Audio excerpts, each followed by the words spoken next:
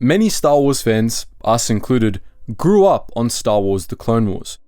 The show was a terrific take on one of the most turbulent periods of Star Wars history. But believe it or not, there are actually even better takes on the Clone Wars era. We're not talking about the 2003 Clone Wars micro-series here either. The best set of the Clone Wars stories come from a comic series that most of you have likely never heard of, though you might be familiar with some of the battles of this series. This comic line was called Star Wars Republic, and it presented a dark, gritty, and extremely compelling version of the Clone Wars that stands head and shoulders over all other depictions. In this video, we'll be discussing why.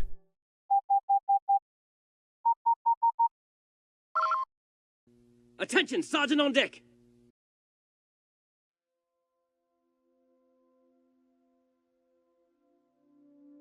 Star Wars Republic's first Clone Wars story is issue 49, titled Sacrifice. Sacrifice has a pretty dramatic cover that we'd like to highlight real quick. Over an image of Quinlan Vos brandishing a blaster, the cover emphasizes the peculiarity of a Jedi carrying a gun, asking if the Clone Wars will change everything. Though this might not seem significant, it's actually a major theme in the Republic comics, though it's not as obvious after this first issue. The Jedi use blasters quite a bit in Star Wars Republic, and they do so increasingly as the series goes on.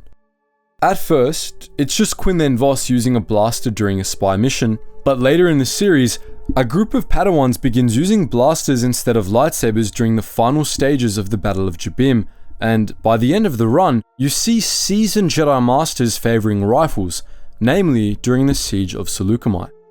This isn't something you usually see in Star Wars, and it's a pretty good introduction to what makes Republic's version of the Clone Wars so great.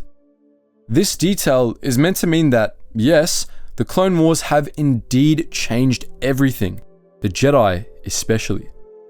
Once, they were guardians of peace and justice, and the lightsaber, an elegant weapon for a more civilized time, was their symbol. But by the Siege of Seleucami, times have changed, and so have the Jedi. They're no longer the virtuous knights keeping the peace. Now, they're soldiers, and they act like it. They, like everyone else in the galaxy, have been consumed by the Clone Wars. If we're to distill Star Wars Republic down to a single message, that would be it. The comic shows the corrupting influence of the Clone Wars at their worst, how the endless, bloody conflict warps and destroys everyone involved. There's no victory in the Republic's Clone Wars, only survival. Unlike with most Clone Wars era stories, major battles in Star Wars Republic never end with an unblemished Republic victory. There are many bloody Republic defeats, and even when the Republic comes out on top, it's always at the cost of at least one important character. Most of the battles that originate from this series, from the iconic Battle of Jabiim to the climactic Siege of Seleucami, are grueling, slow-burn bloodbaths that even the Jedi get completely caught up in, losing sight of things beyond the battlefield. In other words, Republic made the Clone Wars more real.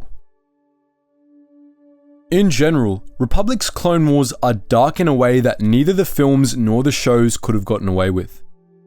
The Separatists deploy bioweapons that horrifically disfigure their victims, clones and Jedi throw away their lives without complaint at the behest of their superiors, main characters are subjected to graphic torture behind enemy lines, bounty hunters savagely ransack a field hospital and slaughter the wounded, and soldiers on both sides kill wounded prisoners in cold blood. It's all a nightmare, one no soldier can wake up from. This has a pronounced effect on many of the series' characters. Unlike in many other Star Wars mediums, the Clone Wars destroy people on a fundamental level in the Republic comics, something that's best illustrated in the Jabiim arc. The story of the Battle of Jabiim begins with the Republic steadily winning, with their 1,000-strong army led by nearly 30 Jedi equipped with prototype walkers and seemingly unstoppable. But the battle takes a turn for the worst, and one by one, the Jedi die or are presumed dead. Command falls from General Kenobi to General Norcuna, and then from Norcuna to General Leska, and then from Leska to Anakin Skywalker. As the numbers of the Jedi are whittled down to just a group of orphan Padawans, personalities of the Padawans begins to change. Some become more violent, while others despair. At the end of the arc, the Padawans are slaughtered one by one until only Anakin remains. Anakin begins the arc with his trademark sense of humor, but there's no sign of it by the end of the battle. He becomes much more grim, especially after the seeming death of Obi-Wan. He force chokes a subordinate when he refuses an order, and in subsequent issues, he becomes increasingly angry at the deaths of fellow Jedi. This all comes to a head during a later battle on the desert planet of Argonar, where Anakin ends up cut off from Republic forces with only Asherad Het, a Tusken Jedi, for company. On Argonar, Anakin snaps, nearly killing Asherad and boasting about his slaughter of the Sand People tribe that killed his mother. The moment passes and the two mend relations, with Asherad choosing to keep Anakin's secret, believing the guilt is his to bear, and, as they're parting ways, asking Anakin to ponder whether he would kill them all again if given the chance. But once Asherad leaves, Anakin quietly reveals his answer. Now, Anakin drifting toward the dark side is an obvious choice for a story written in the lead up to the release of Revenge of the Sith, but Anakin isn't the only one. Everyone in the Republic, almost without exception, becomes darker as the series goes on.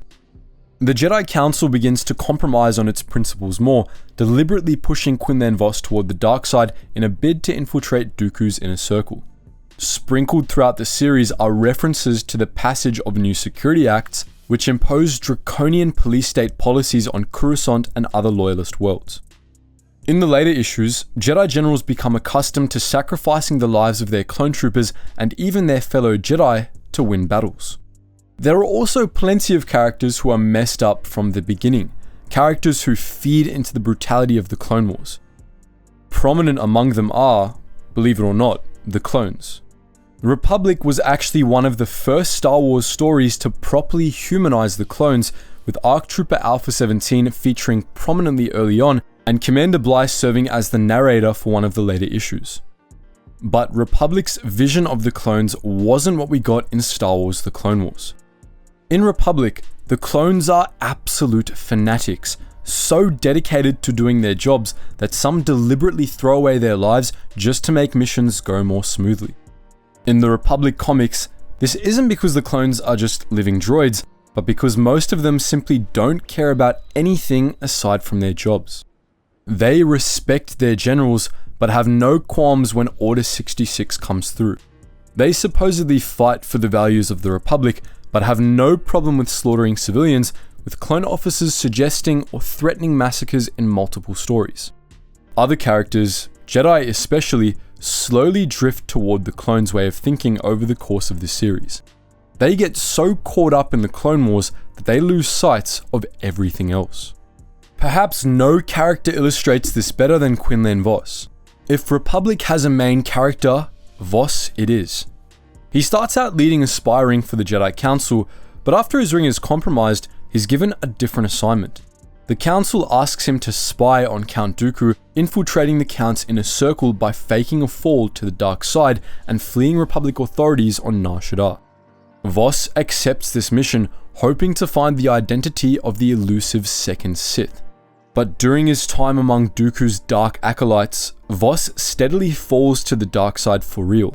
Like everyone else, he becomes hyper-focused on his mission, carrying out atrocities for Dooku in the hopes of gaining the Count's trust. Eventually, Vos returns to the Jedi, but this proves to be a ruse. Now, he's spying for Dooku, still trying to gain his trust to stop the Sith.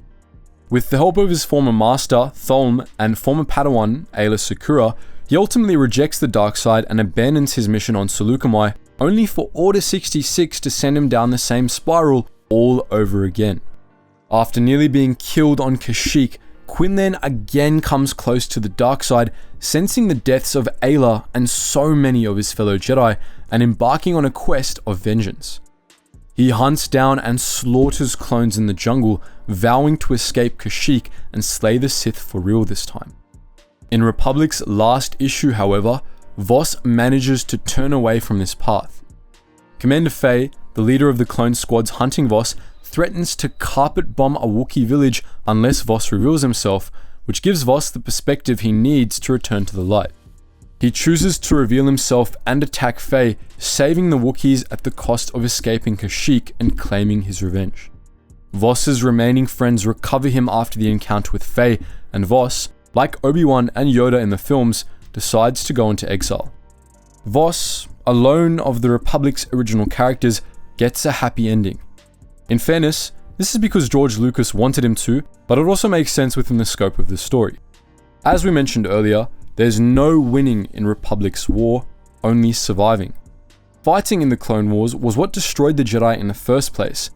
Consequently, giving up the fight was what allowed Voss a measure of peace at the end. Star Wars Republic's version of the Clone Wars is the best, not necessarily because it's dark and gritty, but because it overtly paints the war as pointless. The Clone Wars themselves were a tool of corruption, turning everyone who became wrapped up in them into monsters before destroying them entirely. Republic makes clear an aspect of the Clone Wars that often goes unstated. By fighting at all, every single combatant in the Clone Wars lost. The Jedi lost, the Republic lost, the Separatists lost, and above all, the galaxy lost. But that's just our take. What do you think? Do you believe another depiction of the Clone Wars is better than Star Wars Republic's? Be sure to check out the Republic comics for yourself, and feel free to post your thoughts in the comment section below.